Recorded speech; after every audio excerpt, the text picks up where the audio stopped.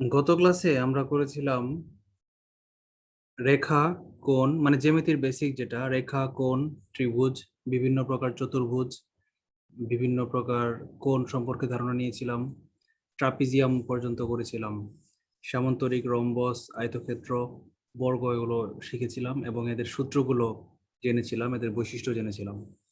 আজকে আমরা জ্যামিতির দ্বিতীয় দিনে আমরা আজকে বৃত্ত সম্পর্কিত কিছু প্রতিজ্ঞা জানবো, বৃত্তের বৈশিষ্ট্য জানবো, সূত্রাবলী জানবো এবং অঙ্ক করব। আপনারা কি আমার কথা শুনতে পাচ্ছেন এবং স্ক্রিনটা দেখতে পাচ্ছেন? হ্যাঁ ভাই। আচ্ছা, ঠিক আছে। ছাত্র আজকে অনেকে জয়েন করে নাই, তো জয়েন করুক বা না করুক, ক্লাস থামিয়ে রাখা যাবে না। যারা জয়েন করবে না তারা পরে ভিডিও দেখে নিবে, ইউটিউবে ভিডিও দেওয়া থাকবে, আমাদের গ্রুপেও লিঙ্ক দেওয়া থাকবে, দেখে নিবে। আমরা বলি শুরুতেই বৃত্ত কি। আচ্ছা, তোমরা বলো তো কমন সেন্সে কি বুঝো বৃত্ত কি?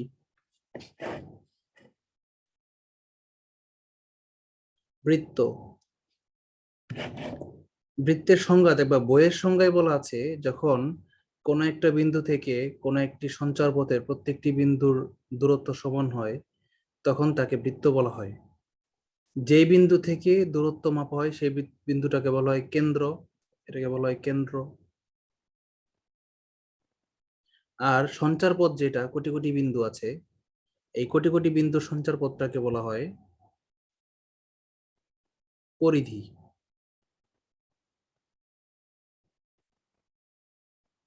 আর এই পরিধি দ্বারা আবদ্ধ থাকে যে ভিতরের যে ক্ষেত্রটা, এই পুরো ক্ষেত্রটাকে বলা হয় বৃত্ত ক্ষেত্র। এটার নাম হচ্ছে বৃত্ত ক্ষেত্র বা বৃত্ত, বৃত্ত বা বৃত্তক্ষেত্র। আচ্ছা, তার মানে বৃত্ত বলতে শুধু এই বাইরের অংশটুকু বোঝায় না, বৃত্ত বলতে পুরোটাকে বোঝায়, ভিতরেরটুকু সহকে বোঝায় বৃত্ত। আর শুধু বাইরের যে রিং, পেরিফেরিটা, এটাকে বলা হয় পরিধি, পরিধি ইংরেজি। আচ্ছা, কেন্দ্র ইংরেজি হচ্ছে সেন্টার,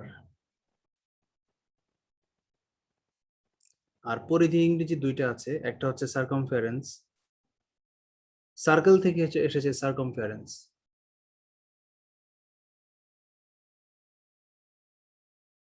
আরেকটা ইংরেজি আছে, সেটার নাম হচ্ছে পেরিফেরি।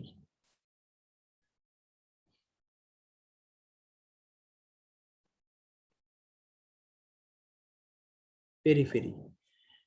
তাহলে পেরিফেরির চেয়ে সার্কামফারেন্সটা বেশি গ্রহণযোগ্য। কেন? কারণ পেরিফেরি শব্দটা, পেরিফেরি বা পেরিমিটার, এই শব্দটা অনেক ক্ষেত্রে প্রযোজ্য। যেমন বৃত্ত ছাড়াও আমরা কিন্তু ত্রিভুজ বা চতুর্ভুজ, ট্রাপিজিয়াম, এদের সবারই পরিসীমা আমরা বের করতে পারি, এটাকে পেরিফেরি বা পেরিমিটার বলা হয়। কিন্তু যদি বলা হয় যে শুধুমাত্র বৃত্তের যে পরিধি, পরিধি শব্দটা কিন্তু দেখবেন ত্রিভুজ বা চতুর্ভুজের ক্ষেত্রে ব্যবহৃত হয় না। পরিধির কথাটা শুধুমাত্র বৃত্তের ক্ষেত্রে ব্যবহৃত হয়। আর সেই বৃত্তের পরিধি ইংরেজি হচ্ছে কি সার্কামফারেন্স। তবে কখনো দেখবেন অনেক সময় বলা হবে বৃত্তের পেরিফেরি, তখন ভুল ভাববেন না, কারণ বৃত্তের ক্ষেত্রে সার্কামফারেন্স এবং পেরিফেরি দুইটাই সঠিক। আচ্ছা, এবার আমরা কিছু সূত্রে যাই।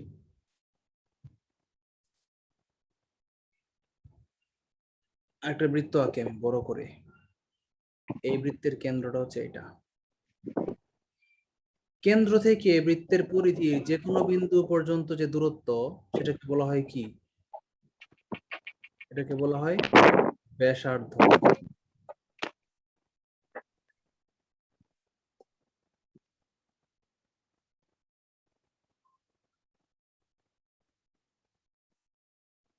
ব্যাসার্ধ, ব্যাসার্ধ শব্দটা সন্ধি বিচ্ছেদ করলে দাঁড়ায় ব্যাস প্লাস অর্ধ।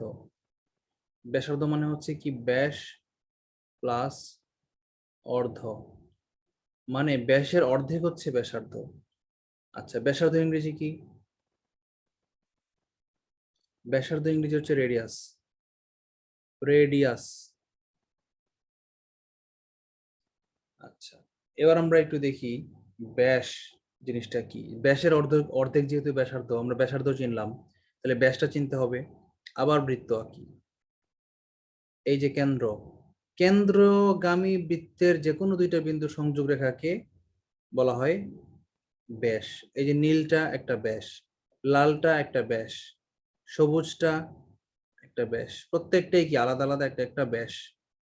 এটা কি একটা ব্যাস। যেহেতু সে কেন্দ্র দিয়ে গেছে এই জন্যই সে ব্যাস। কেন্দ্র দিয়ে না গেলে সে ব্যাস হইতো না, তার আলাদা একটা নাম থাকতো, সেটা আমরা শিখবো। তার আগে ব্যাসের ইংলিশটা শিখে নেই। ব্যাস ইংরেজি কি? ডায়ামিটার।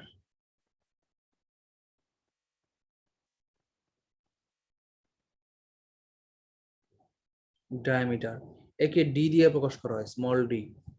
ওই যে রেডিয়াস বলেছিলাম না একটু আগে, ব্যাসার্ধ, ব্যাসার্ধকে স্মল আর দিয়ে প্রকাশ করা হয়। রেডিয়াসের প্রথম অক্ষর আর, ডায়ামিটারের প্রথম অক্ষর ডি, এই জন্য ব্যাস। এবার আমরা শিখি জ্যা। যা, আপনারা যা চেনেন না, মহিলারা বেশি চেনেন। যা কি বলেন তো? বিবাহিত মহিলারা, এক মহিলার হাজবেন্ডের ভাইয়ের ওয়াইফকে যা বলা হয়।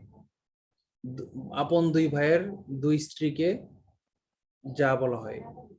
এই যা আর ওই যা এক না। বৃত্তের কেন্দ্রগামী হোক বা কেন্দ্রগামী না হোক, যে কোনো দুইটা বিন্দুর সংযোগ রেখাকেই যা বলা হয়। ধরেন এই বিন্দু, এই বিন্দুটার নাম এ, এই বিন্দুটার নাম বি। তাহলে এ এবং বি বিন্দু দুইটার দরজাটা বাড়িতে লাগাই দাও না।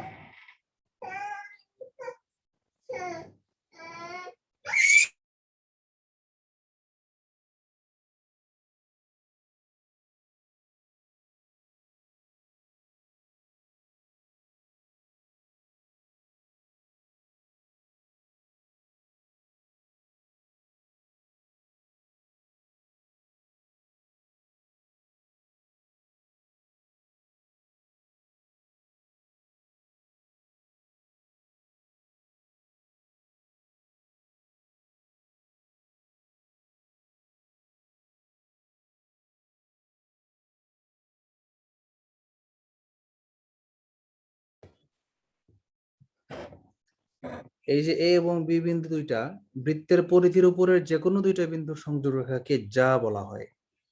আচ্ছা, তাহলে এ এবং বি বিন্দুর সংযোগ রেখাকে আমরা যা বলছি, ভালো কথা। এখন যদি নতুন দুইটা বিন্দু নেই, ধরেন এটা সি বিন্দু, এটা ডি বিন্দু, সি এবং ডি কে যদি যোগ করে দেই, তাহলে এই সিডি এ বি একটি জ্যা, এটা আমরা মেনে নিয়েছি। সিডি কি জ্যা?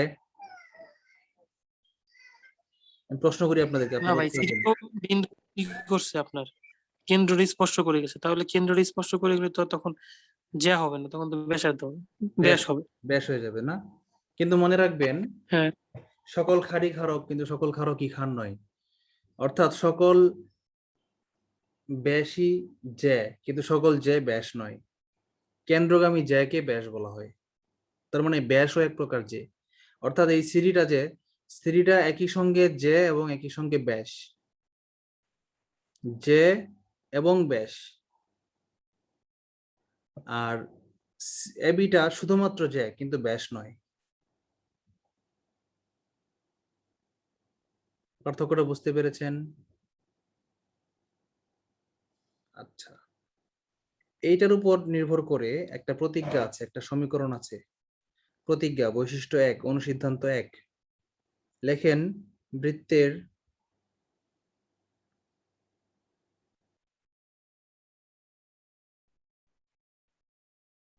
ব্যাসই বৃহত্তম জ্যা।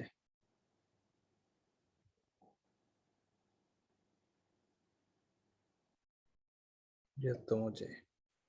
আচ্ছা, 2 নম্বর একটা প্রতিজ্ঞা শিখি, আলাদা প্রতিজ্ঞা, যেটা ব্যাখ্যা আমরা এখনো করি নাই, পরে করব। অর্ধবৃত্তস্থ কোণ এক সমকোণ, উপপাদ্য আমরা পড়েছি 9-10-এ। অর্ধবৃত্তস্থ কোণ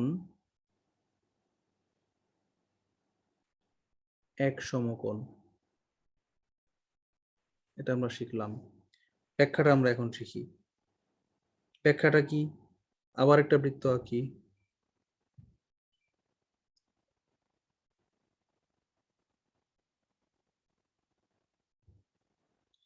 বৃত্তের অর্ধেক ভাগ করে ফেলি, অর্ধেক ভাগ করে ফেলেছি।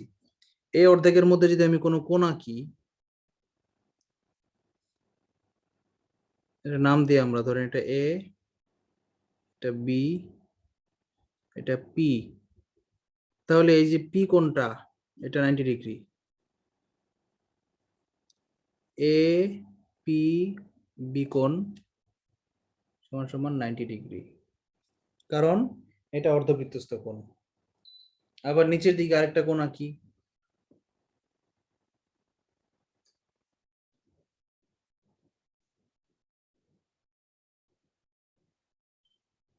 এটা নাম দিলাম ধরেন কিউ। তাহলে এ কিউ বি এটাও 90 ডিগ্রি। আরেকটা বিন্দুতে আঁকি কোণ, এই বিন্দুটার নাম দিয়ে ধরেন ধরেন জেড। তাহলে এ জেড বি কোণ এটাও 90 ডিগ্রি। ঠিক আছে, অর্থাৎ যতগুলা অর্ধবৃত্তস্থ কোণ আমি আঁকবো সবগুলা 90 ডিগ্রি হবে। এটার নাম দিলাম ধরেন সি, তাহলে এসিবি কোণ 90 ডিগ্রি। আচ্ছা, অর্ধবৃত্তস্থ কোণ হয়েছে কিনা বুঝবো কিভাবে? বোঝার উপায় হচ্ছে এই এ এবং বি স্টার্টিং এবং ফিনিশিং পয়েন্টটা হতে হবে কি, যে কোনো একটা ব্যাসের দুই প্রান্তে হইতে হবে। ব্যাসটা যদি আমি খাড়া আঁকি, ধরেন এটা একটা বৃত্ত, আমি ব্যাসটা আঁকলাম কোনাকুনি করে, এইরকম কোনাকুনি একটা ব্যাস আঁকলাম। এখানে যদি আমি এই স্টার্টিং পয়েন্ট আর ফিনিশিং পয়েন্ট দিয়া যে কোনো দিকে আমি একটা বৃত্ত কোণ আঁকি, এই হয়ে গেল, এই যে কোণটা এটা হলো 90 ডিগ্রি। আবার এদিকে আঁকি একটা, এটাও 90 ডিগ্রি। এদিকে আঁকি একটা,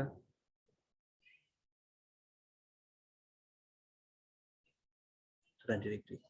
তাহলে অর্ধবৃত্তস্থ কোণ এক সমকোণ, এটা আপনারা বুঝতে পেরেছেন? কোনো প্রশ্ন আছে? হ্যাঁ ভাই, বুঝতে পারছি। আচ্ছা, অর্ধবৃত্তস্থ কোণ এক সমকোণ গেল। তারপর আছে আরেকটা উপপাদ্য আছে, খুব ইম্পর্টেন্ট, শিখতে হবে আমাদের 3 নাম্বার। তার সেটা হচ্ছে একই চাপের উপর দণ্ডায়মান। লেখেন, একই চাপের উপর দণ্ডায়মান মানে অবস্থিত বা অঙ্কিত। অঙ্কিত লিখি আমরা, দণ্ডায়মান না লিখি, বইয়ের ভাষা না লিখি, আমরা নিজেদের ভাষায় লিখি। বইয়ের ভাষা হচ্ছে দণ্ডায়মান, আমরা লিখবো একই চাপের উপর অঙ্কিত। ক ক দিয়ে লিখি, 3-এর ক, বৃত্তস্থ কোণ কেন্দ্রস্থ কোণের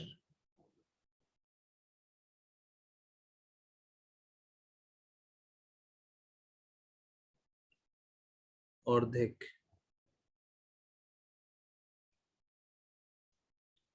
এই জিনিসটাকে উল্টায় লিখি, কেন্দ্রস্থ কোণ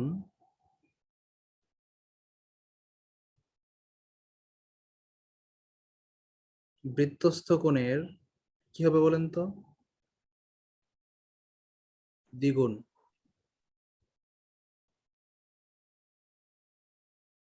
আচ্ছা, এই বিষয়টা কেমন, আমরা একটু চিত্র দিয়ে বোঝার চেষ্টা করি।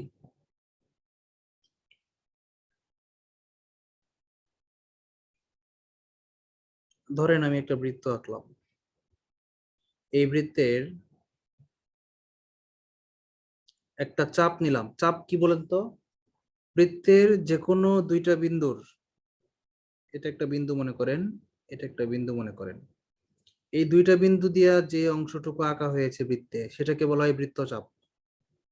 এইটুকু একটা বৃত্তচাপ এবং এটাকেও এবি বলা হয়। ধরেন এই বিন্দুটার নাম এ, এই বিন্দুটার নাম বি, তাহলে এই বৃত্তচাপটাকে বলা হবে এবি চাপ, এই লালটুকুকে বলা হবে এবি চাপ।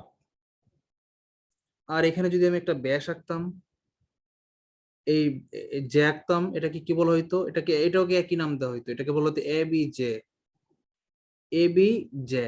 ওকে, আচ্ছা, যে আমার দরকার নাই, এখন আমার এই মুহূর্তে আলোচ্য বিষয় হচ্ছে চাপ, আমি যেটা মুছে দিই। এখন এই চাপের উপর যদি আমরা দুইটা কোণ আঁকি, কেন্দ্রস্থ কোণ আর বৃত্তস্থ কোণ। আচ্ছা, কেন্দ্রস্থ কোণ কি আর বৃত্তস্থ কোণ কি বলেন তো? কেন্দ্রস্থ কোণ হচ্ছে কেন্দ্রের মধ্যে যে কোণটা আমি আঁকবো সেটাকে বলা হবে কেন্দ্রস্থ কোণ, মানে এখানে স্টার্টিং পয়েন্ট থেকে আমি কেন্দ্রে যাব আবার ফিরে আসব, এটা হচ্ছে কেন্দ্রস্থ কোণ। আর একটা বৃত্তস্থ কোণ আঁকি, বৃত্তস্থ কোণ কোনটা? এই যে এটা হচ্ছে বৃত্তের ভিতরে যে কোনো একটা কোণ ইয়েস, আঁকলেই তো। বৃত্তের বডিতে এটা হচ্ছে বৃত্তস্থ কোণ, রাইট। ধরেন কেন্দ্রের নাম ছিল ও আর বৃত্তের ওই বিন্দুটার নাম ছিল পি, তাহলে এখানে বৃত্তস্থ কোণ কোনটা? APB, APB, armed police battalion. আর কেন্দ্রস্থ কোণ কোনটা? ওএবি বা এওবি, যে কোনো একটা। বিওএ অথবা এওবি, যে কোনো একটা। কেন্দ্রস্থ কোণ এ ও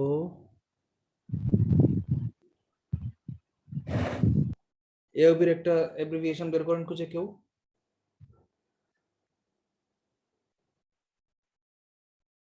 অ্যারিস্টোক্রেটস অফ বাংলাদেশ। এদিকে আরেকটা কথা মনে আসছিল, রায়হান থাকলে বলতাম, রায়হান নাই বলে লাভ নাই, মজা পাবে না কেউ।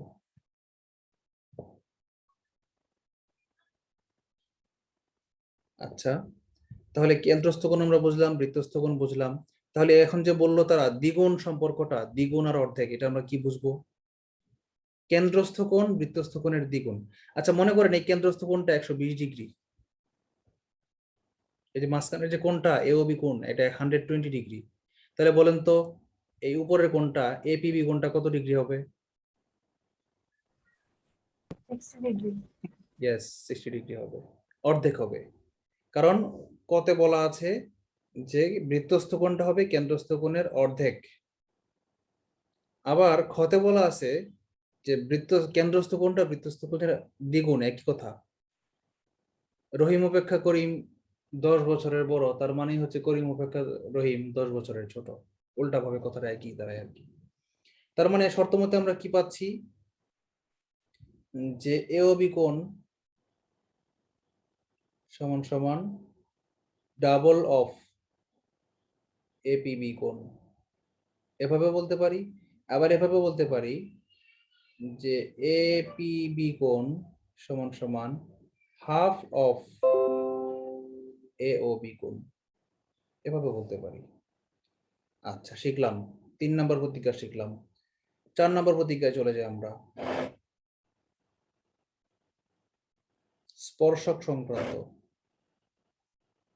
এই যে একটা বৃত্ত, এই বৃত্তের বাইরে যে কোনো একটা বিন্দু থেকে এই স্পর্শকের উপর কয়টা, এই বৃত্তটার উপর কয়টা স্পর্শক আঁকা যায়?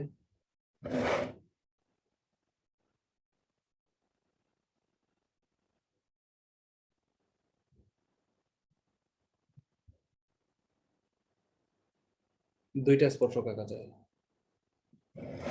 একটি বৃত্তের বহিস্থ একটি বিন্দু থেকে কোন বৃত্তের উপর দুটি স্পর্শকই আঁকা যায়। 1 নম্বর পয়েন্ট, 4-1 লেখেন, বৃত্তের বহিস্থ কোনো বিন্দু থেকে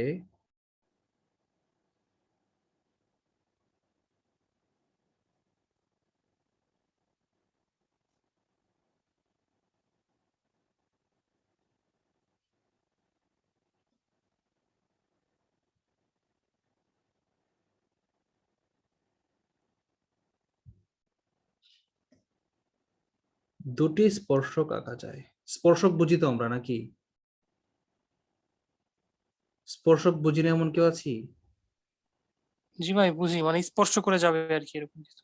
হ্যাঁ, ছেদ করে যাবে না। যেমন আমি হ্যাঁ, যদি এই যে নতুন একটা আঁকলাম লাল রঙের, এটা কিন্তু স্পর্শক না, এটা ছেদক।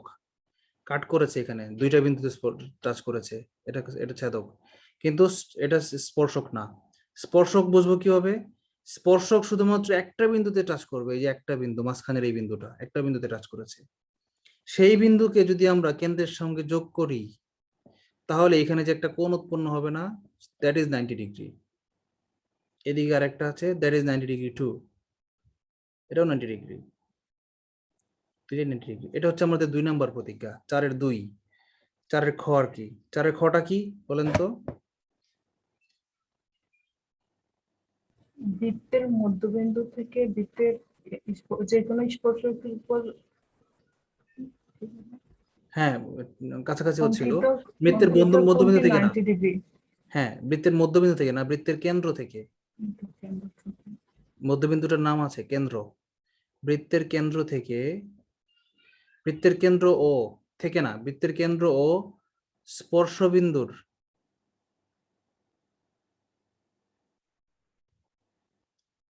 বৃত্তের কেন্দ্র ও স্পর্শবিন্দুর সংযোগ রেখা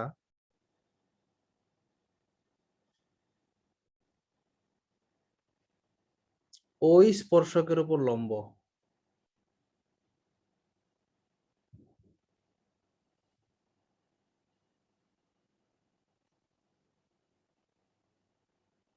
ঠিক আছে, কার কোন প্রশ্ন আছে এখানে? নেই, কোনো স্পর্শ নেই, কোনো স্পর্শ নেই, বুঝছেন? স্পর্শ করাইতে করাইতে বলতেছি কোনো স্পর্শ নেই, বলতে চেয়েছিলাম কোনো প্রশ্ন নেই, বলেছি কোনো স্পর্শ নেই। আচ্ছা, এবার আমরা ফান হয়ে গেছে। হ্যাঁ, অনেকদিন ধরে জোকস বলি না তো, তো কথা বলতে বলতে অটোমেটিক কিছু প্র্যাকটিক্যাল জোকস হয়ে যায়। আচ্ছা, এবার আমরা শিখি আরেক ধরনের স্পর্শক। সেটা কি? আমরা তো এখন শিখলাম রেখার এক বৃত্তকে স্পর্শ করে, এখন আমরা দেখব বৃত্ত বৃত্তকে স্পর্শ করতে পারে। এটা কি আপনারা জানেন? 5 নাম্বার, বৃত্তও কিন্তু বৃত্তকে স্পর্শ করতে পারে। How funny! This is a বৃত্ত, হয় নাই, দিস ইজ এ বৃত্ত, দিস ইজ অ্যানাদার বৃত্ত। এই দুইটা বৃত্তের আলাদা দুইটা কেন্দ্র আছে। এটার কেন্দ্র এখানে, এটার কেন্দ্র এইখানে। একদম হরাইজন্টাল হয় নাই, একটু কোনাকুনি হয়ে গেছে, আপনারা কোনাকুনি বুঝে নেবেন। এই দুইটা কেন্দ্রকে যদি আমি সংযোগ করে দেই, দিস ইজ সংযোগ, ঠিক আছে? তাহলে এই প্রথম বৃত্তের ব্যাসার্ধটা, লাল বৃত্তের ব্যাসার্ধ হচ্ছে R1 মনে করেন, সবুজ বৃত্তের ব্যাসার্ধ হচ্ছে মনে করেন R2, আর প্রথম বৃত্তের ব্যাসার্ধের নাম মনে করেন O, আর দ্বিতীয় বৃত্তের ব্যাসার্ধের নাম হচ্ছে মনে করেন P। তাহলে আপনারা লিখতে পারেন OP সমান সমান R1 প্লাস R2। অর্থাৎ এটাকে প্রতিজ্ঞায় বিজ্ঞানীরা এভাবে বলেছেন, গণিতবিদরা, যে দুটি বৃত্ত একে অপরকে বহিস্থভাবে স্পর্শ করলে,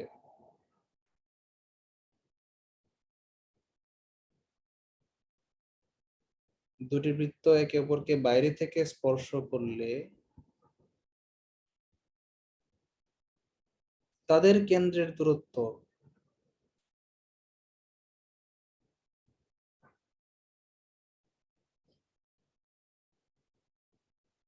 কেন্দ্রদ্বয়ের দূরত্ব হবে কি, কিসের সমান? ব্যাসার্ধ দ্বয়ের যোগফলের হ্যাঁ, সমান। ব্যাসার্ধদ্বয়ের যোগফলের সমান।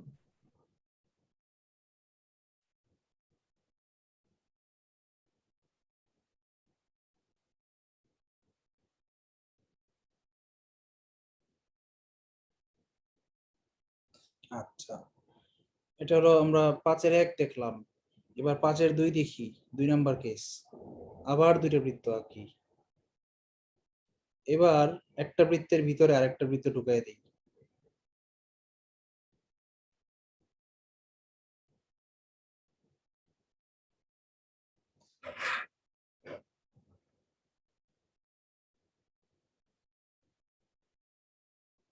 এটাই মনে করেন একটু কোনাকুনি হয়েছে, এটা বুঝে নেবেন। ধরেন লাল সবুজ বৃত্তটা ব্যাসার্ধ ছিল, কেন্দ্র ছিল এখানে, আর লাল বৃত্তটার কেন্দ্র ছিল এইখানে। এখন যদি দুইটাকে আমি যোগ করে দেই স্পর্শ বিন্দুতে, এটা হচ্ছে স্পর্শ বিন্দু পি, সবুজটার কেন্দ্র মনে করেন ও, লালটার কেন্দ্র মনে করেন সি। তাহলে এই সবুজটা বড়টা হচ্ছে কি R1,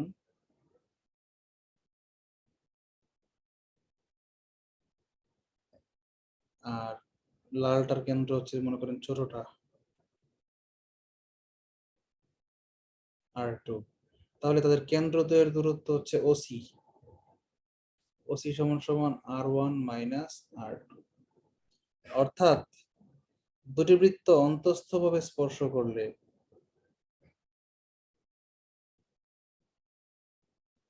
লেখেন খ 4-এর 2, 5-এর 2, দুটি বৃত্ত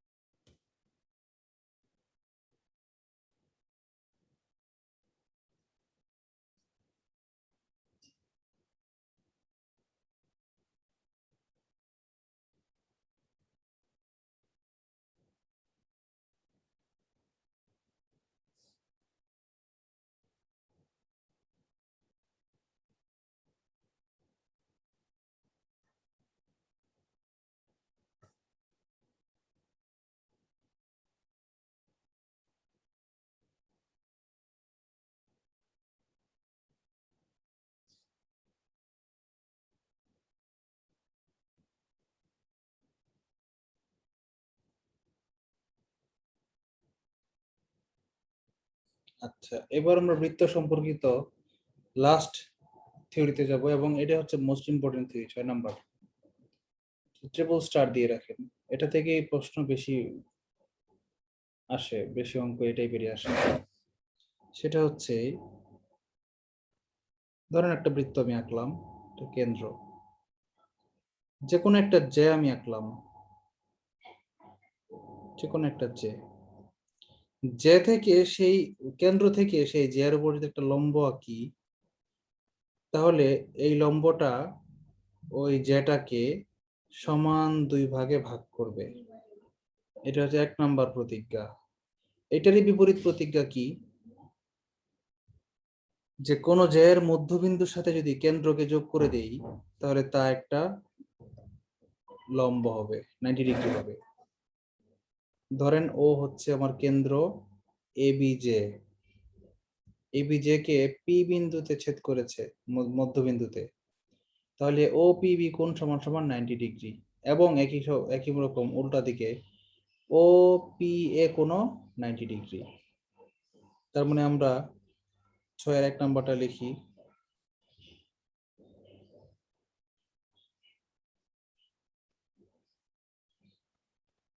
কোন জে ও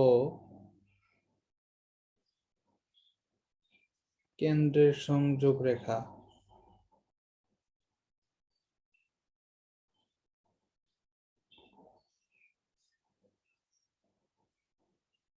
ওই জে এর উপর লম্ব। কে ওই জে এর উপর কে লম্ব?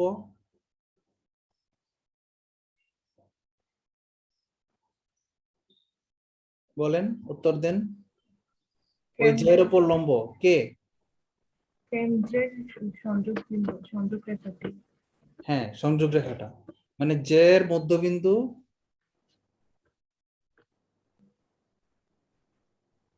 সরি আমি একটু ভুল লিখেছি, মুখে বলেছিলাম ঠিকই কিন্তু লেখার সময় আর লিখি নাই, এখানে একটু ভুল ভুল হয়ে গেছে।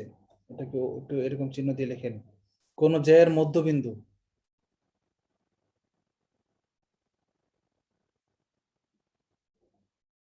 কোন জে এর মধ্যবিন্দু ও কেন্দ্রের সংযোগ রেখা ওই জে এর উপর লম্ব।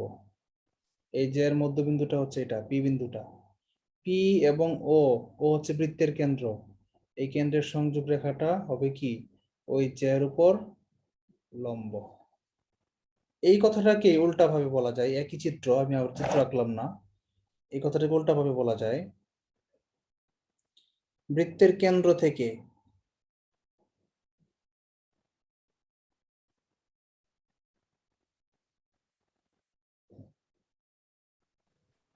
কোন জে এর উপর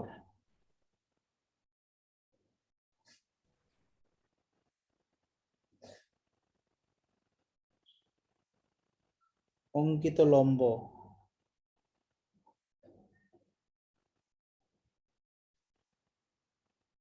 ওই জে কে সমদ্বিখণ্ডিত করে।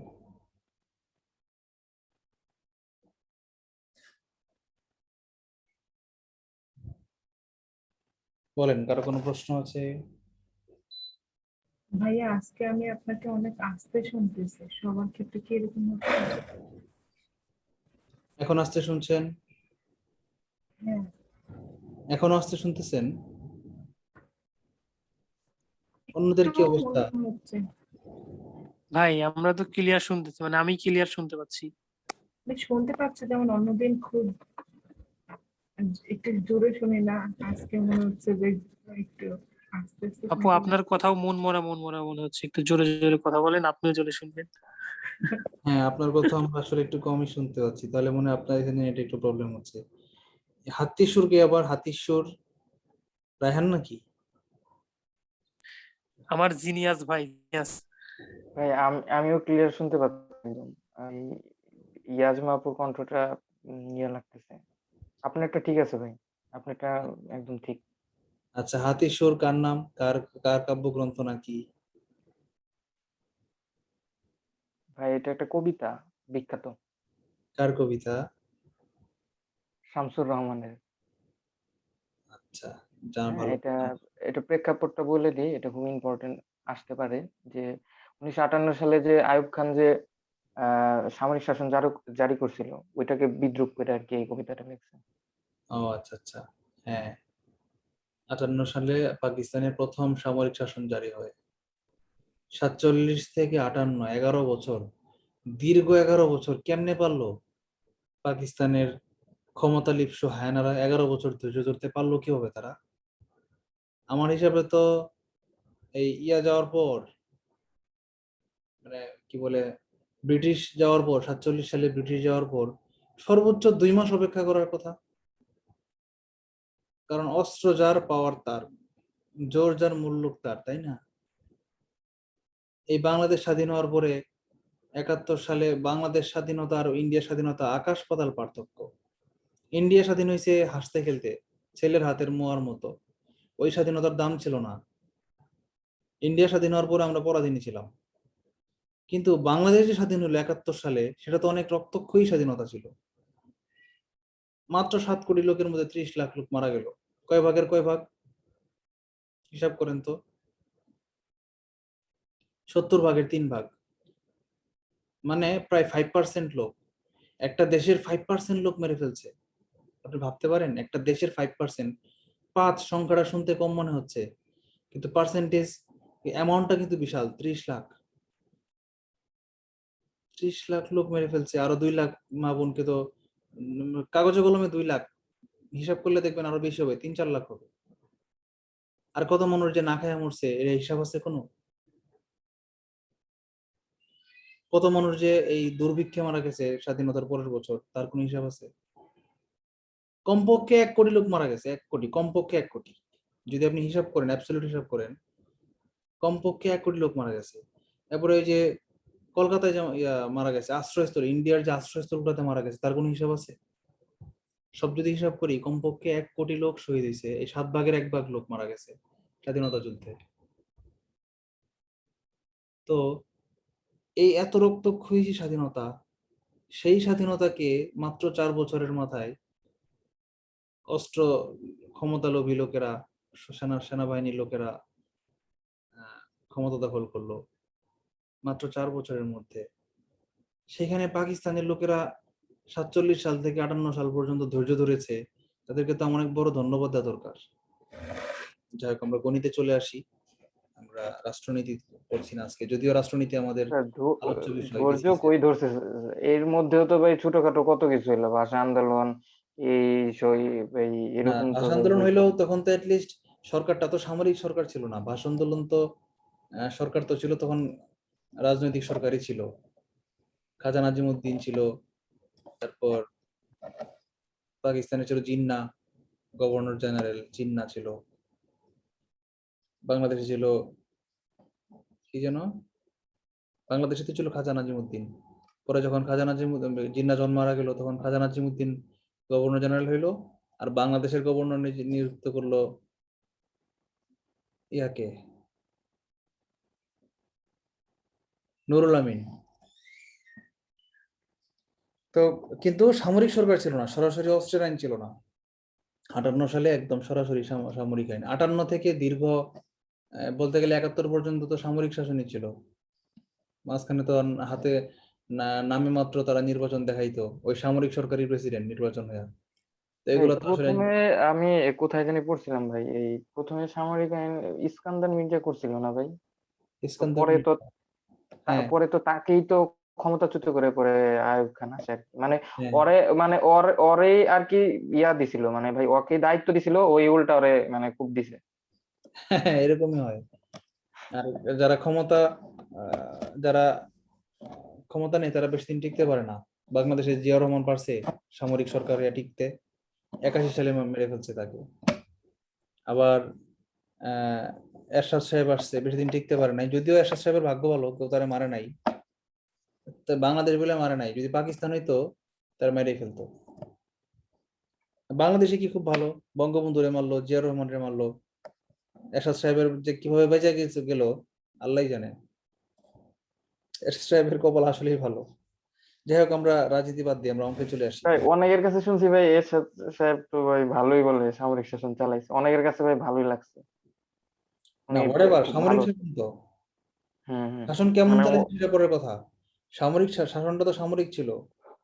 হুম, দেশে একটা দেশের যে স্বাভাবিক সিস্টেম, যেমন আমাদের দেশের যে সিস্টেম, একটা আমলাতন্ত্র থাকবে, একটা রাজনৈতিক দল থাকবে, একটা সরকার থাকবে, একটা পুলিশ থাকবে, একটা সেনাবাহিনী থাকবে, সবাই যার যার কাজ করবে, এটা হলো নর্মাল সিচুয়েশন। যখনই ক্ষমতাটা নিয়ে নেবে সরকার সেনাবাহিনী, তখন তার মানে কি দেশের জরুরি অবস্থা, তার মানে দেশটা স্বাভাবিক অবস্থায় নাই। বিষয়গুলো ভাবতে হবে কিন্তু। ভাই আপনি ভাই একদিন ভাই আমাদের এই মুক্তিযুদ্ধের এইসব কনসেপ্ট নিয়ে মানে একটা ক্লাস নেন ভাই, একটু কুইজ কুইজ ধরবেন ভাই, আমরা অ্যান্সার করলাম, ভালো লাগলো ভাই, মানে ভালো হবে ভাই, খুব মজা হবে। বলো, বঙ্গবন্ধুর 4 নম্বর বইয়ের নাম কি? আচ্ছা আচ্ছা, এটা আবার কি করলেন ভাই? তাহলে বলো বঙ্গবন্ধুর 3 নম্বর বইয়ের নাম কি? কি কোন ভাই? বঙ্গবন্ধু বঙ্গবন্ধু বই লিখছে জানো না? কি ভাই? বঙ্গবন্ধু বই লিখছে জানো না? হ্যাঁ, বঙ্গবন্ধু তো বই লেখছে, কিন্তু তাই বলে ভাই কয়টা বিয়ে করছে এটা, এটা তো ভাই জানি না ভাই। বিয়ে করছে বলতেছি, বইয়ের নাম লিখতেছি, বই বই বলতে তুমি বউ শোনো কেন মিয়া? আমি ভাই বউ হ্যাঁ ভাই আপনি, বই পড়তে ভাই, আমরা কিন্তু, আমিও লাস্টে আমিও বউ বই শুনছি। শুনছি। কি বলে? আমি বলতেছি আজকে কিন্তু জোকস হয়ে গেল। ওয়া ওয়া ভাই ওয়া আমি তো ওয়া ওয়া। আপনার চুপ হয়ে আছি যে কি ব্যাপার, এবার আমিও বিয়ে তাই করে বলতেছি। 4 নম্বর বউ, 4 নম্বর বউ। ভাই আমার চাকরি এমনি থাকবে না, ঠিক আছে? এই কথা যদি কেউ শুনে যে বঙ্গবন্ধুর বউ বলছি আমি, 4 নম্বর বউ, চাকরি থাকবে না। তো ভাই এখনো ভাই একদম হুবহু লাগতেছে, এখন যে আপনি বউ বলেন আমি তাই বলতেছি, আমি ভাই কি রে ভাই, ইতিহাস বইটা গেল নাকি, কোন ভাগে কি কাম সারলো? তো আল্লাহ মাফ করুক। আমি বলছি বঙ্গবন্ধুর 4 নম্বর বইয়ের নাম কি? ওনার একটা বই প্রকাশিত হয়েছে, 3টা বই তো আমরা জানি অনেক আগে থেকে, কারাগারে রোজনামচা হলো 2 নম্বর, না 3 নম্বর ছিল আমার দেখা নয়া চীন। 4 নম্বর বইটার নাম কি সেটা বলো? ভাই ওইটা কি ওই যে 3065 না কতদিন এরকম এটা? না এটাও না, আমার আমার কিছু কথা। ও আমার কিছু কথা না, তাহলে হ্যাঁ আমার মোট 4টা বের হয়েছে, আমি 3টা হ্যাঁ, তো জানতাম ভাই, এটা এটা কি রিসেন্টলি হয়েছে না? রিসেন্টলি অসমাপ্ত জীবনী, তারপর কারাগারের রোজনামচা, তারপরে আমার দেখা নয়া চীন। থার্ড ছিল আমার দেখা নয়া চীন, আর ফোর্থ বের হইলো হচ্ছে আমার কিছু কথা। আমি এটা আচ্ছা শিওর না, আমি আমি আজকে একটা দেখলাম, ফেসবুক পেজে দেখলাম, কিন্তু এটা আসলে কতটুকু সত্য এটা ভেরিফাইড কোনো সোর্স থেকে দেখি নাই, সরকারি কোনো সোর্স থেকে দেখি নাই। দেখলে পরে বলতে পারবো, 2-1 দিনের মধ্যে জানা যাবে। যে নতুন যাক বই ভাই, বের ভালো হচ্ছে, ভালো একটা জোকস হয়ে গেল, আমার কিন্তু সেই মজা লাগছে।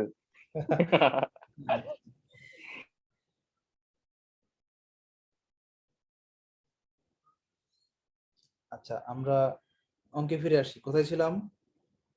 যে তাহলে এই থিওরিটা দিয়ে সবচেয়ে বেশি অঙ্ক আসবে, যে কোন বৃত্তের কেন্দ্র থেকে তার পরিধির উপর অঙ্কিত লম্ব, কেন্দ্র থেকে কোনো একটা জ্যার উপর অঙ্কিত লম্ব ওই জ্যাকে সমদ্বিখণ্ডিত করে, আবার উল্টাভাবে জ্যার মধ্যবিন্দু ও কেন্দ্রের সংযোগ রেখা ওই জ্যার উপর অটোমেটিক্যালি লম্ব হয়ে যায়।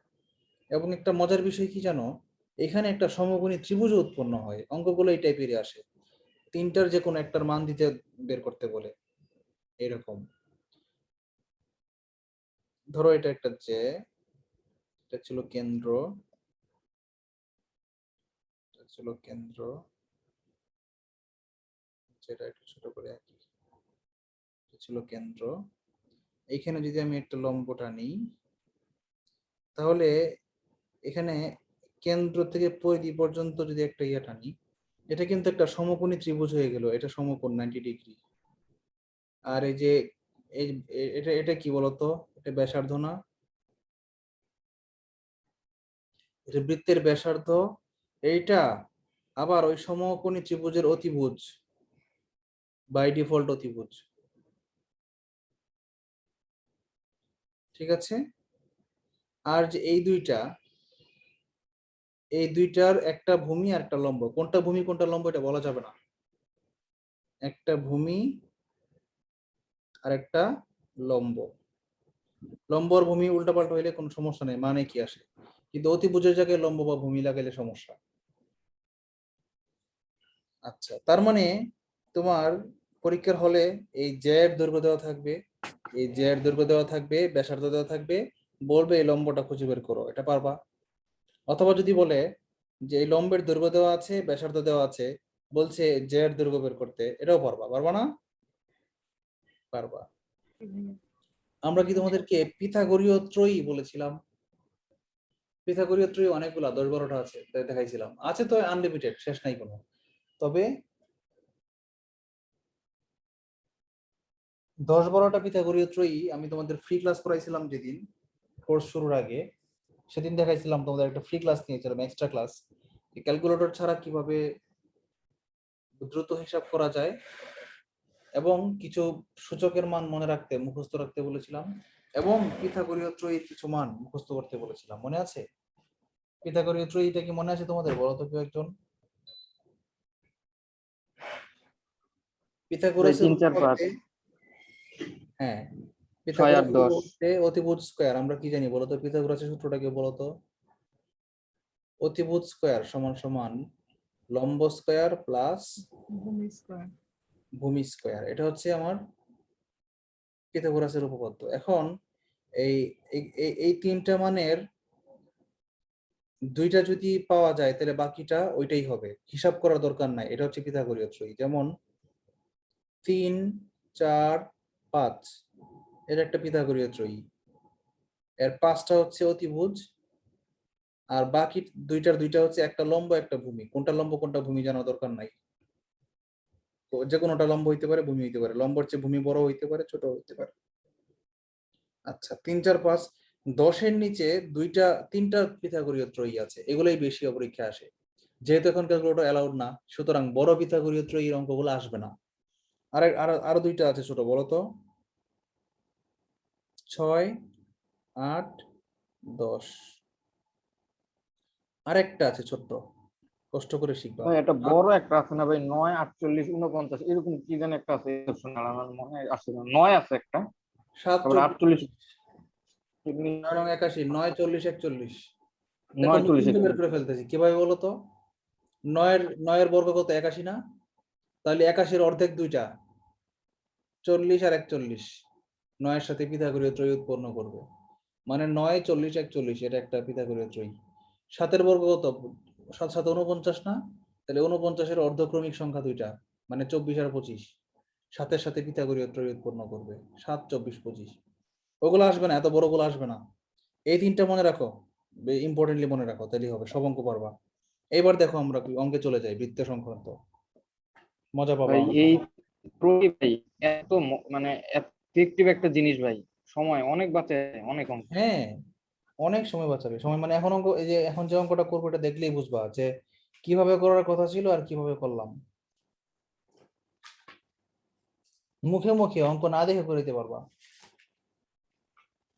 আমরা অধ্যায়ে যাই, জ্যামিতি, বৃত্ত, 500 পৃষ্ঠা। ইলেকট্রিসিটি চলে গেছে, একটু ওয়েট করো তোমরা।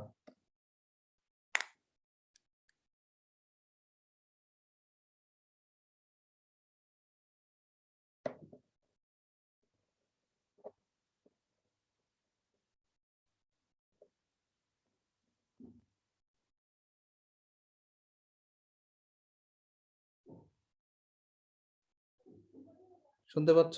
কানেক্টেড হয়েছে কি আমি? জি ভাইয়া। আচ্ছা, মোবাইল ডাটা দিয়ে কানেক্ট হলাম আর কি। ভাগ্যিস মোবাইল ডাটা কেনা ছিল, না হলে ভিডিওটা স্টপ হয়ে যেত, আবার নতুন করে এড হইতে হইতো।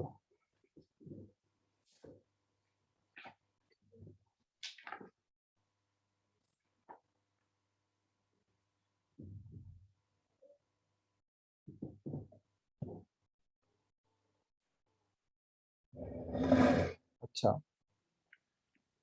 রিসেন্ট একটা অঙ্ক করাই, হ্যাঁ, 37তম বিসিএস এর এই টাইপের।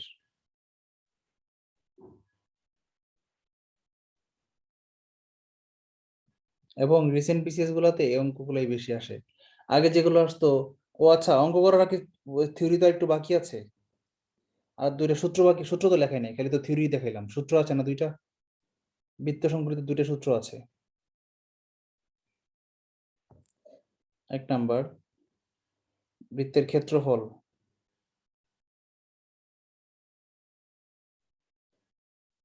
পাই আর স্কোয়ার সমান সমান, যদি ব্যাসার্ধ দিয়ে করি পাই আর স্কোয়ার, যদি ব্যাস দিয়ে করি তাহলে হবে পাই ডি স্কোয়ার বাই 4। আর হচ্ছে ব্যাসার্ধ, এটা লিখেছি ক্লাসের শুরুতে আজকে লিখেছি, আর হচ্ছে ব্যাসার্ধ, ডি হচ্ছে ব্যাস। আচ্ছা, 2 নাম্বার সূত্র হচ্ছে পরিধির সূত্র।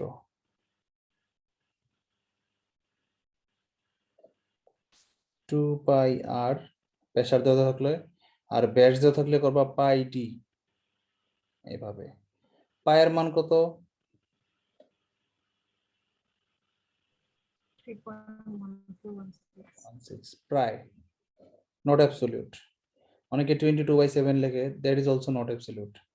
পাই একটা অমূলত সংখ্যা, এর কোনো শেষ নাই, দশমিকের কোনো শেষ নাই, আনলিমিটেড।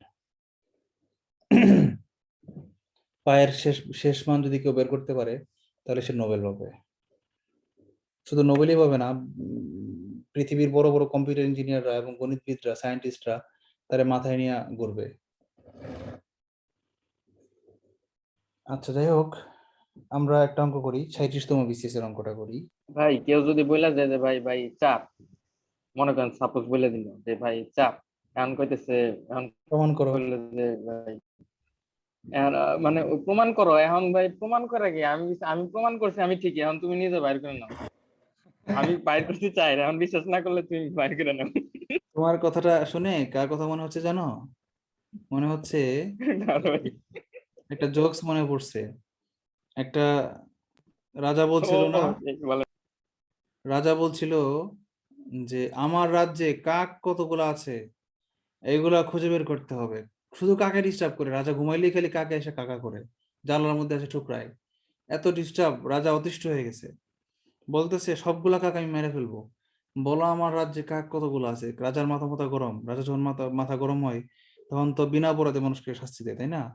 মন্ত্রীরও মানে না, সব মেরে ফেলে, সেনাপতিরও গর্দান মর্দান খায় ফেলে। হঠাৎ করে রাগ উঠছে, মন্ত্রীরা বলতে, এই মন্ত্রী, তুমি 1 ঘন্টার মধ্যে আমাকে হিসাব দিবা আমার রাজ্যে কতগুলা কাক আছে। যদি বলতে না পারো তোমার গর্দান শেষ, তুমি তোমার মৃত্যুদণ্ড। তখন তো রাজার তো মন্ত্রী তো মাথা ঘুম টুম হারাম।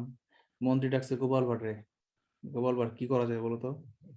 তখন মন্ত্রী গিয়া রাজারে বলতেছে যে হুজুর, এই গোপাল ভাট তো কাক গয়না চলে আসছে। কি? খুব সুন্দর, বাহ বাহ, সাবাস, গোপাল ভাটকে ডাক দাও। গোপাল ভাট আসছে, বলো আমার রাজ্যে কাক কয়টা আছে? তখন গোপাল ভাট বলতেছে, হুজুর আপনার রাজ্যে কাক আছে 9,99,999টা। তাই? সবগুলো নয়, এত সুন্দর সংখ্যা কেমনে হইলো? জি হুজুর, হয়ে গেছে, এরকম করবো কি? তুমি কি আসলে সত্যিকার অর্থে কোণে আসছো নাকি মিথ্যা বলতেছো? হুজুর কি যে বলেন, আপনার সাথে সামনে আমি মিথ্যা বলবো? আসলেই 9,09,999টা কাক আছে। যদি মিথ্যা হয়, তখন গোপাল ভাট বলতে, স্যার হুজুর যদি মিথ্যা হয় আমার গর্দান যাবে, আমি হাসতে হাসতে গর্দান দিয়ে দিব। তো তাই? তখন রাজা বলছে 1,00,000, মানে যত সৈন্য আছে 1,000 সৈন্যরে বলছে তোমরা শুধু কাক জাল দিয়ে পাঠাই, তোমরা সব কাক ধরে আনো। মানে রাজা শুরুতেই সন্দেহ করছে যে গোপাল ভাঁড় মিথ্যা বলছে, ঠিক আছে? তখন রাজার মানে জ্ঞান ফিরছে যে 1 ঘন্টায় তো আসলে কাক গোনা সম্ভব না, কারণ কাক তো এক জায়গা থেকে আরেক জায়গায় যায়, কাক গুনবে কেমনে? তখন রাজা বলতেছে 1 মাস সময় দিলাম, রাজ্যের যত সৈন্য আছে 1,00,000 সৈন্য লাগাই দিছে, বলছে যাও সবাই কাক গুনে আসো। এক এক এক মাস গেছে পরে সব সৈন্যরা মিলে খুঁজে বের করে আনছে, সব কাক ধরে আনছে, আর কাক একটাও বাকি নাই। এসে দেখে যে 90,000। তখন বলে 90,000 কাক, গোপাল ভাঁড় যে বললো 9,99,999, তাহলে বাকি কাক গেল কোথায়? এই ডাকো গোপাল ভাঁড়কে। গোপাল ভাঁড় আমার সাথে প্রতারণা করেছে, এত বড় সাহস! ডাক দিছে, গোপাল ভাঁড় তুমি যে বললা 9,99,999, আমি তো সব কাক ধরে আনলাম, এখন তো হয়েছে 9,90,000, বাকি 9,099টা গেল কই? 9,999টা গেল কই? বলে হুজুর কাক তো আসলে এক জায়গায় বসে থাকে না, কিছু কাক পাশের দেশে চলে গেছে আর কিছু কাক বাইরের দেশ থেকে আসছে, এখন গড়ে গিয়া সব মিলে 90,000 আছে। আপনি আবার এক সপ্তাহ পরে মাপবেন, দেখবেন 9 লক্ষের চেয়ে বেশি হবে, 10 লক্ষের উপরে হয়ে যেতে পারে। তখন রাজা বলে কথা ঠিক বলেছো। কথাটা কি বুঝতে পারছেন জোকসটা? এখন রাজারে প্রমাণ করে আনতে হবে যে গোপাল ভাঁড় মিথ্যা বলছে। ঠিক আছে, কি জানি বলছিলাম একটু আগে কথাটা আমি, কি প্রসঙ্গে যেন? ভাই ভাই পায়ের মান, পায়ের মান। শেষ মান, পায়ের শেষ মান আচ্ছা, কি? পায়ের মান, ঠিক আছে। আচ্ছা, ওকে। এখন 37তম বিসিএস একটা অঙ্ক যেটা আসছে সেটা আমরা করি। বলেছে 13 সেন্টিমিটার ব্যাসার্ধ বিশিষ্ট বৃত্তের একটি জ্যায়ের দৈর্ঘ্য 13 সেন্টিমিটার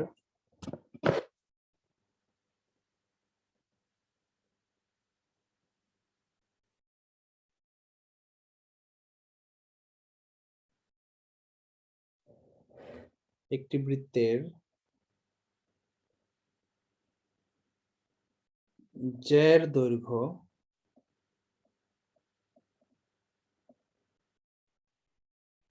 24 সেন্টিমিটার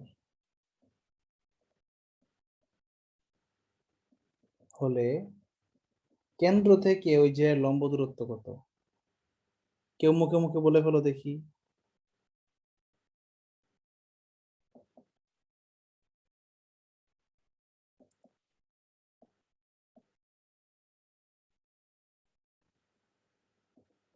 মুখে মুখে করা যাচ্ছে না। 25। 25 হয় নাই? আমি একটা টেকনিক দেখাই দিই তাহলে হবে। 12, 13, 5। হ্যাঁ, 5, 12, 13। আমি টেকনিকটা দেখাই দিই। এই যে বৃত্তটা আছে না, ও হ্যাঁ 5। এই যে বৃত্ত, এই হচ্ছে আমার এই হচ্ছে আমার জে, এই হচ্ছে আমার লম্ব দূরত্ব। হ্যাঁ, এই এটা পুরোটা হচ্ছে 24, এই পুরোটা 24। আমার তো পুরোটা দরকার নাই, আমি তো অর্ধেক ফেলে দিব। এই অর্ধেক তো আমার দরকার নাই, এই অর্ধেক তো বাদ, ইউজ করব না। আমার যে কোনো একদিক থেকে প্রমাণ করলেই হইলো। এই যেটা, এটা প্রমাণ করি। ঠিক আছে, ব্যাসার্ধ হচ্ছে 13 আর এটুকু হচ্ছে আমার 12, অর্ধেক হচ্ছে 12। আর এটা হচ্ছে আমার এক্স, বের করতে হবে এক্স ইকুয়াল টু হোয়াট, বের করতে হবে। ঠিক আছে, কথাটা কি বুঝতে পেরেছেন এখন? মানে জে এর দৈর্ঘ্য 24 থাকলেও মনে রাখবেন জে এর দৈর্ঘ্যের অর্ধেক হচ্ছে পিথাগোরীয় ত্রয়ী, অর্ধেক কত? 12। এখন বলেন 12 পাইছি আমরা, আর কি পাইছি? 13। বলেন বাকি আছে কত? 5। 5, 12, 13 পিথাগোরীয় ত্রয়ী, মনে পড়েছে? ঠিক ভাইয়া, আমি সূত্র বসায় করছি, কিন্তু ওই যে স্কয়ারটা রুট দিতে ভুলে গেছিলাম। হ্যাঁ, সূত্র বসায় করবেন না তো, সূত্র বসায় করলে হ্যাঁ, ভুল হবে। এখন তো ওই মুখস্থের কথা মনে ছিল না, এখন আচ্ছা, মনে হয়। যারা বলবেন পিথাগোরীয় ত্রয়ী বুঝি না বা পারি না, আমি সূত্র দিয়ে করব, নর্মাল সারা জীবন যেভাবে করেছে সেভাবে করব, সেটা একটু করাই, সেটাই মনে করাই দিই আপনাদেরকে। ভাই আপনার এই পিথাগোরাস ত্রয়ী কি ক্লাসটা আপলোড দেওয়া আছে ইউটিউবে? খেয়াল করতে হবে, আমার শিওর নাই, দেখতে হবে। ফেসবুকে আছে পিথাগোরীয় ত্রয়ী, আমার ফেসবুক অ্যানালিটিক্যাল বিসিএস ক্লাসরুম গ্রুপটা আছে না, ওখানে গিয়ে হ্যাঁ, পিথাগোরীয় ত্রয়ী লিখে সার্চ দিও, অথবা ক্যালকুলেটর ছাড়া শর্টকাট হিসাবের নিয়ম এটা লিখে সার্চ দিও, চলে আসবে। আমি লিংক দিব না দিতে তোমাকে। ভাই দিতে পারেন হয়তো, পিথাগোরীয় ত্রয়ী কদমালি দেখলেন, আসতে পারেন। আচ্ছা, ওকে ভাই, দেখবেন এটা দেখবেন। আমাদের প্লে লিস্টে নাই, অন্য প্লে লিস্টে থাকতে পারে ইউটিউবে। না আমাদের গ্রুপে নাই। আচ্ছা, এই অঙ্কটা আমরা নর্মাল ওয়েতে করাই। হ্যাঁ, বলেছে একটা যেটা হচ্ছে 24 সেন্টিমিটার, এই মধ্যবিন্দু, না, যে লম্ব দূরত্ব বের করতে বলছে। কিন্তু যে যখন লম্ব আমি যখন এঁকেছি তখন অটোমেটিক্যালি এই অংশটুকু কত হয়ে গেছে? 12 হয়ে গেছে, মানে অর্ধেক হয়ে গেছে। আর দেওয়া আছে কি? দেওয়া আছে ব্যাসার্ধ, দেওয়া আছে 13। তাহলে এইটুকু হচ্ছে 12, এটুকু হচ্ছে 13, এটুকু হচ্ছে এক্স। এই 13টা কি বলেছিলাম মনে আছে? অতিভুজ, মানে সবচেয়ে বড়টা এটা। অতিভুজ মানে কি 13 স্কয়ার সমান সমান এই যে 12 স্কয়ার প্লাস এই যে এক্স স্কয়ার, এটা হচ্ছে পিথাগোরাসের সূত্র। সমকোণী ত্রিভুজের 3টা বাহু থাকলে একটা বাহু সবচেয়ে বড় বাহুটার বর্গ হবে কি বাকি দুইটার বর্গের যোগফলের সমান, এটাই হচ্ছে পিথাগোরাসের নিয়ম। আচ্ছা, এখন এটা থেকে আমরা কিভাবে বের করতে পারি x square equal to 13 square minus 12 square. 13 স্কয়ারের মান কত 169 মাইনাস 12 স্কয়ারের মান কত 144, কত হয় 25। তাহলে এক্স ইকুয়াল টু কত রুট ওভার 25 মানে কত 5। এই হচ্ছে আমার অ্যাকচুয়াল নিয়ম আর কি। ঠিক আছে, সবাই কি বুঝতে পেরেছি অ্যাকচুয়াল নিয়মটা?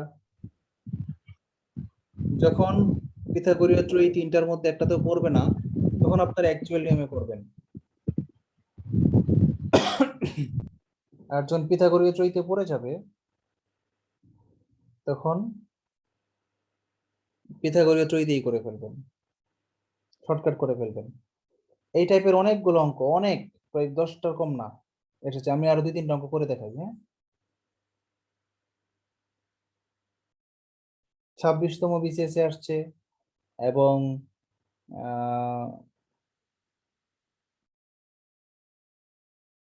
এনএসএ এর সহকারী পরিচালক পদে 2017 সালে আসছে।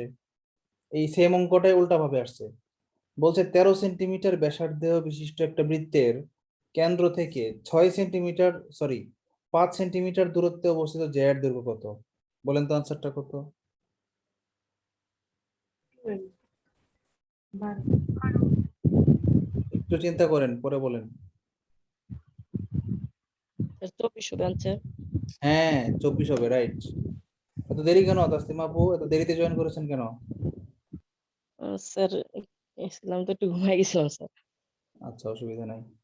আপনাদের কি বেশি রাতে কি প্রবলেম হয়ে যাচ্ছে? ভাইয়া ঠিক আমার আছে না, 12টা খুবই বাজে না যে? প্রবলেম হচ্ছে, একটু তাড়াতাড়ি হলে ভালো হয়, সত্যিই ভালো হয়। আমাদের তো অরিজিনাল টাইমই 10টা থেকে হ্যাঁ, ওই 10টা থেকে যদি শুরু করা যায় 12টার ভেতর শেষ করা যায় তাহলে ভালো হয়। হ্যাঁ 12টার মধ্যে শেষ করে দিব। হাইয়েস্ট 12টা 5 বা 10 নিব, এর বেশি নিব না। আমি তো 10:30টায় 10টা 25 লিঙ্ক দিছি, দেখি যে 10টা 35-40 পর্যন্ত অপেক্ষা করলাম, উজ্জ্বল ছাড়া কেউ নাই। মাঝখানে রিনি আপু একবার আসছিল, এসে আবার চলে গেছে। ওয়াঙ্গেও একবার আসছিল, এসে চলে গেছে। পরে ভাবলাম যে কেউ থাকুক না থাকুক, পরে আমি 45-43-এর দিকে শুরু করে দিলাম। পরে আস্তে আস্তে 50-এর দিকে সবাই জয়েন করছে। তা আমি যে 25-এ লিঙ্ক দিলাম, যে আপনারা যদি 25 থেকে 30-এর মধ্যে জয়েন করে ফেলতেন তাহলে তো 30-এ শুরু করে দিলে আমরা 12টা পর্যন্ত পড়াইলে অনেক আগাইতে পারতাম। আমি যে টাইম দিব আপনারা 5 মিনিটের মধ্যে জয়েন করবেন, বেশি লেট করবেন না। আপনারা লেট করলে আমিও পিছিয়ে যাই। রায়হান তো জয়েন করছে বোধহয় 10টার পরে, 11টার পরে, তাই না? আচ্ছা, 13 সেন্টিমিটার ব্যাসার্ধের বৃত্তের কেন্দ্র থেকে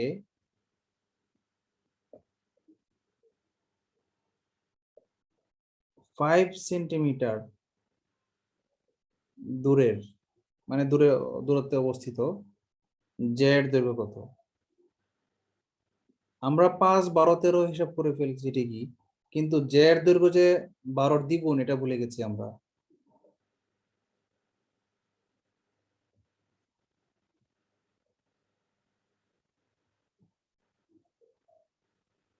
আগের চিত্রটা একই, আমরা এই 13 হচ্ছে বৃত্তের ব্যাসার্ধ আর কেন্দ্র থেকে দূরত্ব হচ্ছে 5 দেওয়া আছে, তাহলে 12 তো হচ্ছে এইটুকু, অর্ধেকটুকু 12, আরো 12 এখানে আছে না, তার মানে এই জেড দৈর্ঘ্য 12 + 12 মানে 24 না? তাহলে আনসার কি 24। এটা যে 12 কেমনে পাইলাম?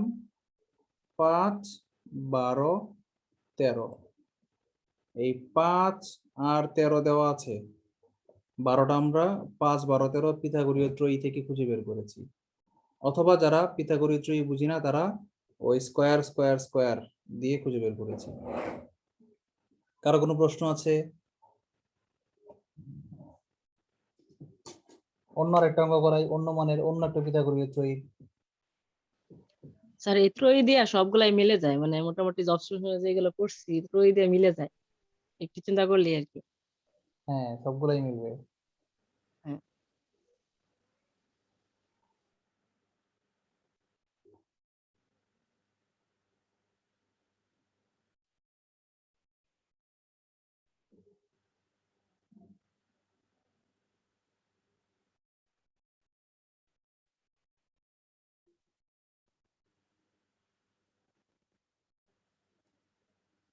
এক মিনিট আমি খুঁজে বের করি।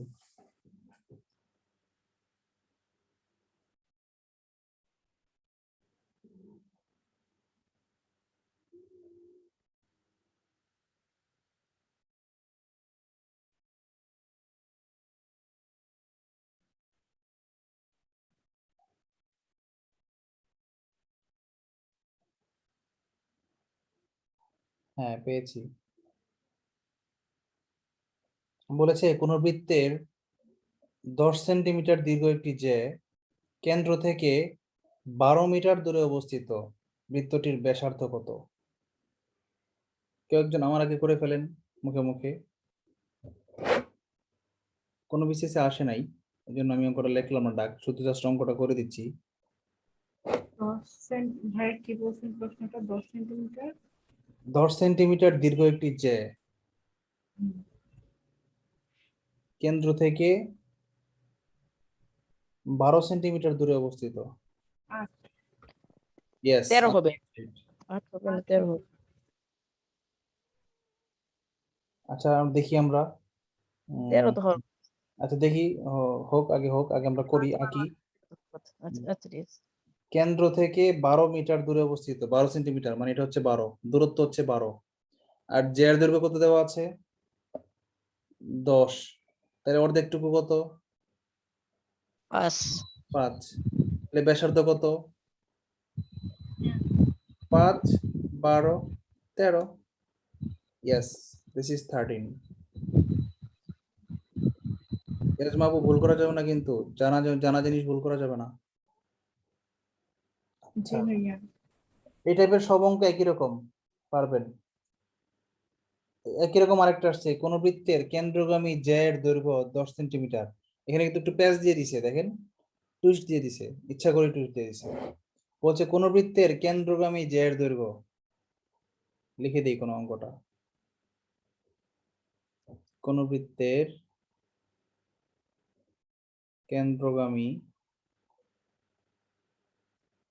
কেন্দ্রগামী জ্যাকে কি বলা হয়?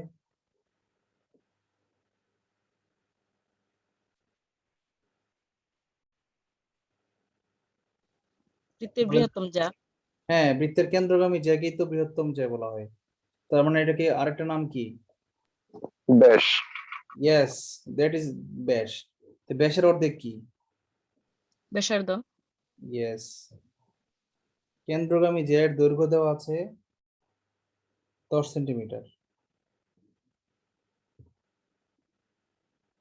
বলেছে কেন্দ্র থেকে 3 সেন্টিমিটার দূরবর্তী জ্যা এর দৈর্ঘ্য কত হলে, 10 সেন্টিমিটার হলে কেন্দ্র থেকে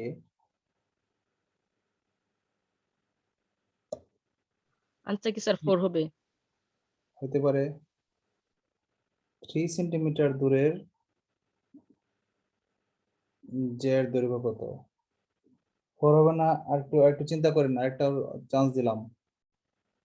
ইয়াজমা যেই ভুল করেছিল আপনিও সেই ভুল করলেন। 8 হবে 8। ইয়েস। করি আবার। এই বৃত্তের কেন্দ্রগামী জ্যা এর দৈর্ঘ্য কত? 10, মানে ব্যাস হচ্ছে 10, তাহলে ব্যাসার্ধ কত? 5।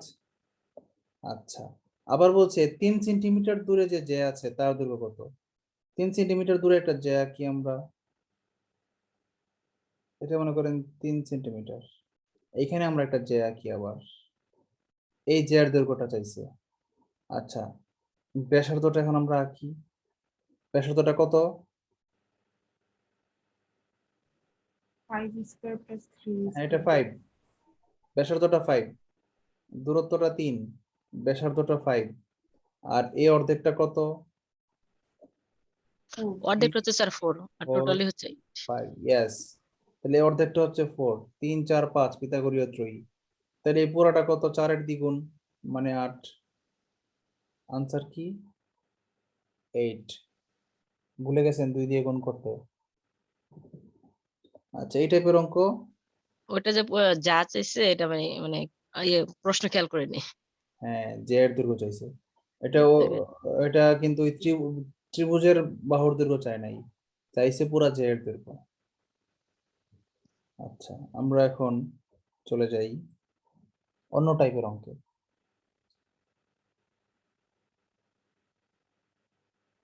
এগুলা ব্যাংকে বেশি আসে, বিসিএস আসে নাই, দুইটা ব্যাংকে আসছে এই অঙ্কটা, এই জন্য আবার করাচ্ছি। বলছে একটি বৃত্তের পরিধি এবং ব্যাসের পার্থক্য 60 সেন্টিমিটার, ব্যাসার্ধ কত? ইংলিশে আসছে একটা। If the difference between circumference and diameter of a circle, circumference অর্থ পরিধি, ডায়ামিটার অর্থ ব্যাস, ব্যাস এবং পরিধির পার্থক্য 60 সেন্টিমিটার, লিখি।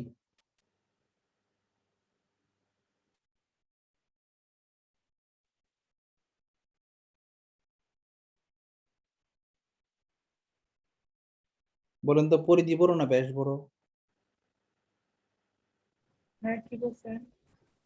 বৃত্তের ব্যাস বড় না পরিধি বড়? পরিধি বড়। পরিধি বড়, পাই গুণ।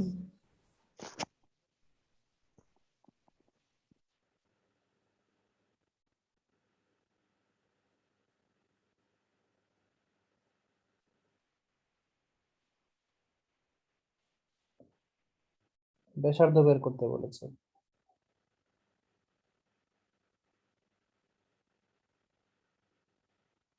আচ্ছা, ধরি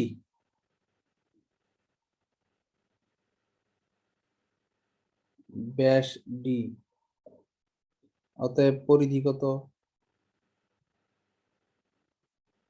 সূত্র কি? পাই ডি।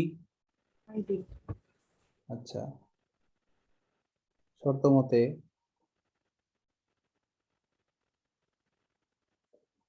পাই ডি মাইনাস ডি সমান সমান কত? পরিধি মাইনাস ব্যাস সমান সমান কত? 60 দেওয়া আছে। তাহলে ডি কমন নিলে কি থাকে? পাই মাইনাস 1 ইকুয়ালস টু 60। তাহলে ডি এর মান পেয়ে গেছি কত? 60 বাই পাই মাইনাস 1। আবার আমার তো ডি এর মান চাই নাই, কিসের মান চাইছে? ব্যাসার্ধ। ব্যাসার্ধ মানে কি? আর। আর মানে কি? D by 2, yes. আর সমান সমান ডি বাই 2 সমান সমান, ডান পক্ষকে 2 দিয়ে ভাগ করে দিব, 60 বাই 2 ইন্টু পাই মাইনাস 1। 2 দিয়ে পাই কাটলে থাকে 30, মানে আনসার হচ্ছে 30 বাই পাই মানে কি 3.1416 মাইনাস 1 সমান সমান 30 বাই 2.1416। কত হয়?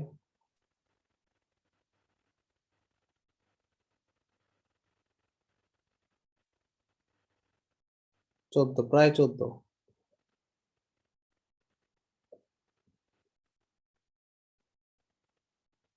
সেম অঙ্ক করবেন। বৃত্তের পরিধি এবং ব্যাসের পার্থক্য 90 মিটার হলে, হোমওয়ার্ক।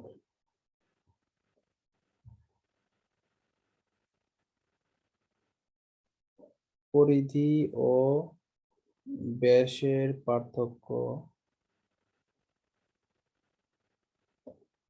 90 মিটার হলে ব্যাসার্ধ কত? আনসারটা লিখে দেই, নিজেরা করবেন সেম অঙ্ক। আনসার হচ্ছে 23। ওই যে আনসারে কি আসবে? 90 এর অর্ধেক কত?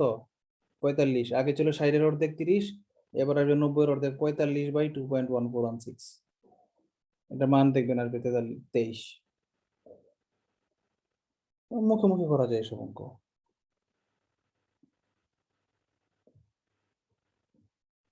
যেহেতু সময় আছে আরো 10-15 মিনিট, আমরা আরেকটা টাইপের অঙ্ক করি বৃত্তের,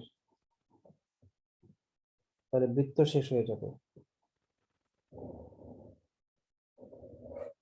একটি বৃত্তের ব্যাসার্ধ 3 গুণ বৃদ্ধি পেলে ক্ষেত্রফল কত গুণ বৃদ্ধি পাবে?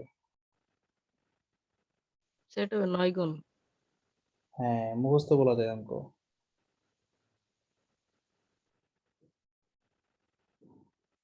একটি বৃত্তের ব্যাস 3 গুণ বৃদ্ধি পেলে ব্যাসার্ধ কয় গুণ বৃদ্ধি পাবে বলেন? ব্যাসার্ধের ক্ষেত্রে 9 গুণ ছিল, 3 বর্গ 9, কিন্তু ব্যাসার্ধের ক্ষেত্রে, ব্যাসের ক্ষেত্রে কি হবে?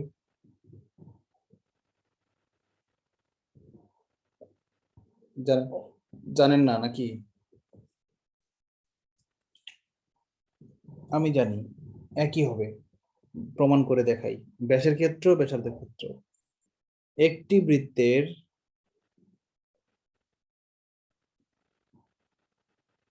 ব্যাসার্ধ 3 গুণ হলে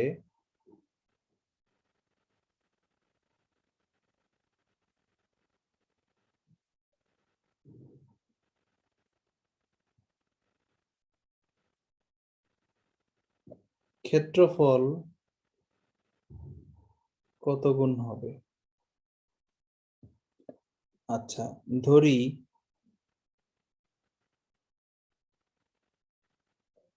আদি ব্যাসার্ধ, আগে ব্যাসার্ধ কত ছিল ধরবো? R1। অতএব নতুন ব্যাসার্ধ কি হবে?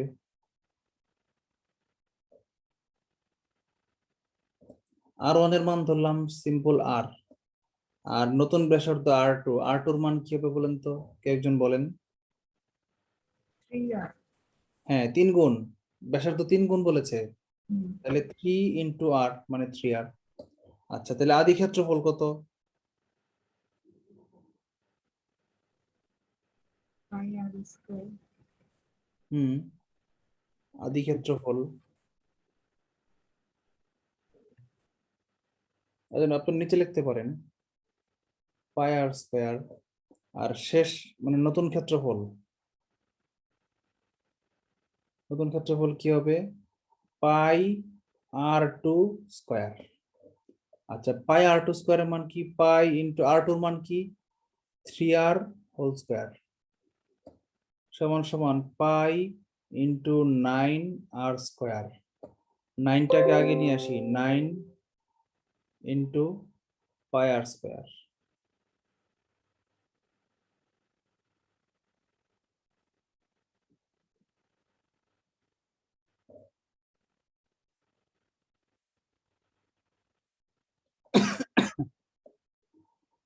Nine into pi R square মানে কি বলেন তো? 9 ইন্টু এই যে পাই আর স্কোয়ারটা কি আদি ক্ষেত্রফল না? এই পাই আর স্কোয়ারটাই তো ছিল আদি ক্ষেত্রফল। এটা জি না, স্যার। এটা না, পাই আর স্কোয়ার, তার মানে 9 ইন্টু আদি ক্ষেত্রফল, মানে নতুন ক্ষেত্রফলটা হবে আদি ক্ষেত্রফলের সাথে 9 দিয়ে গুণ করলে হবে, মানে 9 গুণ। তার মানে আমরা বুঝলাম কোন বৃত্তের ব্যাসার্ধ n গুণ বৃদ্ধি করলে তার ক্ষেত্রফল n স্কোয়ার গুণ বৃদ্ধি পায়। লেখেন নতুন থিওরি, কোন বৃত্তের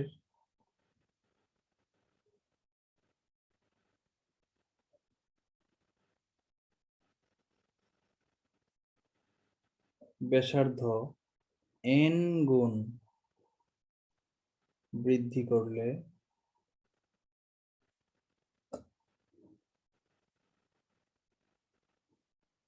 ক্ষেত্রফল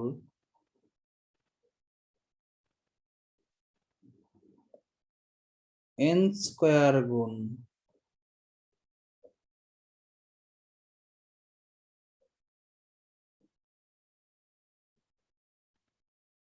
বৃদ্ধি পায়। ব্যাসার্ধর নিচে ব্র্যাকেট দিয়ে লিখে রাখেন এই ব্যাসার্ধের ক্ষেত্রে যা প্রযোজ্য ব্যাসের ক্ষেত্রেও তাই প্রযোজ্য।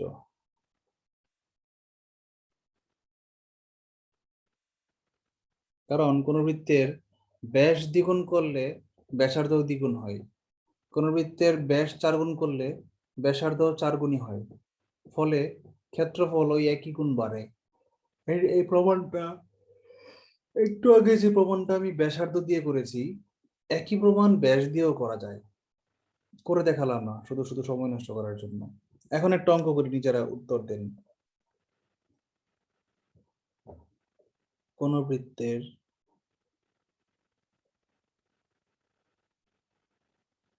ব্যাস 1/5 হলে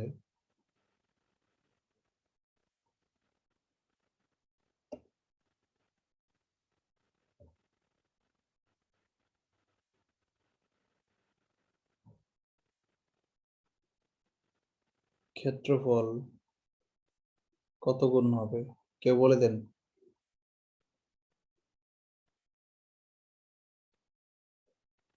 কি হবে আনসার? 9/5 কি?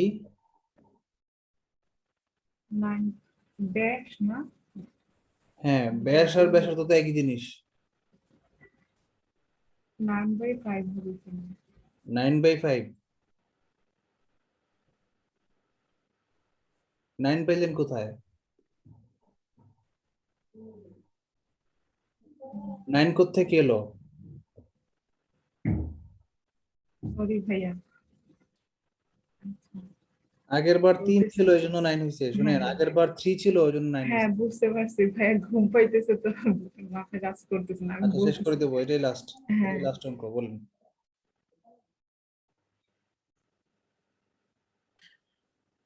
ভাই এটা 1/5 এর স্কয়ার হবে না? 1/25 হবে। 1/25। হ্যাঁ, 1/25 হবে। আমি 5টা অপশন দেই। 1/25, 25 গুণ, গ 5 গুণ, গ 1/5 গুণ। কোনটা হবে আনসার বলেন তো? 1/5 মানে কি? 1/5। এই n এর মান হচ্ছে 1/5। তাহলে সূত্র অনুযায়ী কি বলেছিলাম? n স্কয়ার হবে, n স্কয়ার।